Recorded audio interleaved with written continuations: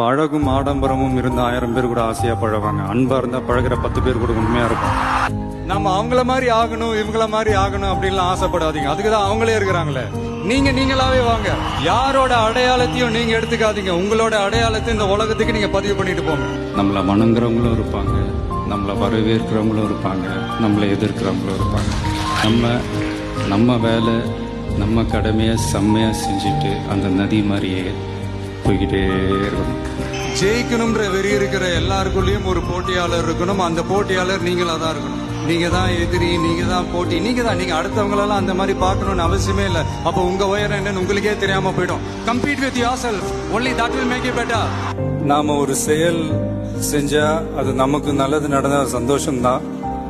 ஆனா அதே செயல் நம்மளை சுத்தி இருக்கிறவங்களுக்கும் நல்லது நடந்தா அதான் சரியானதும் கூட.